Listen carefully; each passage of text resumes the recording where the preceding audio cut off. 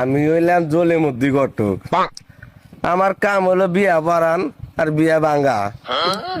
এখন যাই করি, আজকে থেকে যেটি বিয়া পড়ামু ব্যাগটিতে কমপক্ষে 50,000 টাকা নিমু, নিয়ে মাইরা দিয়ে আমার মতো আমি জামগা। আমার একটা নাম আছে না, নাম হইলো জলের মধ্যে ঘটক।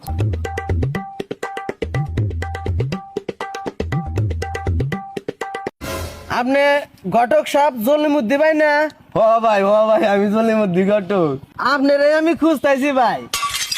আমারে তো খুঁজবেন, আমার কাম হইলো বিয়া পড়ান আর বিয়া ভাঙ্গা, তাহলে আমার খোঁজা না করে আপনি গো।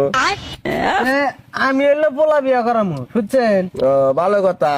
তাহলে এটা পোলা বিয়া করাইতে কিরকম খরচ হইতে পারে? খরচের বিষয় তো এনকার বিয়া একটু তো বেশি হয়।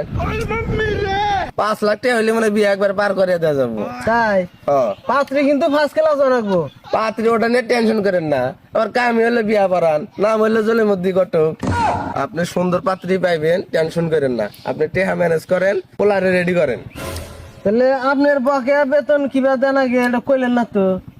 এই যে এখন তো আটকে দিলেন গো, এখন তো খুব কষ্টে চলতেছি। ব্যাগ বাজার খরচও করা লাগে, জিনিসপাতির দামও তো বেশি, বোঝেন নাই? হ্যাঁ। আমার মাত্র 50,000 টাকা দিলেই ও আচ্ছা বেকি কি নগদ দেন না কিছু বাইরে তুলি হবো? কিছু টাকা দেন, কারণ যে বোঝেনি তো সংসারে খরচ করলা, বই পোলাবান আছে, হ্যাঁ। এখন নাকি এত কিছু নিয়ে জানাবো। হ্যাঁ। দেন, কিছু দেন। আচ্ছা তাহলে আমি 20,000 টাকা দেই, মেয়ার দেহা দায়িত্ব সবকিছু ভালো জানি হয়, এরম একটা মেয়ে আমার দিবেন, পোলা বিয়া করামু। আচ্ছা আচ্ছা আপনারে 20,000 টাকা নগদ দিলাম। হুম।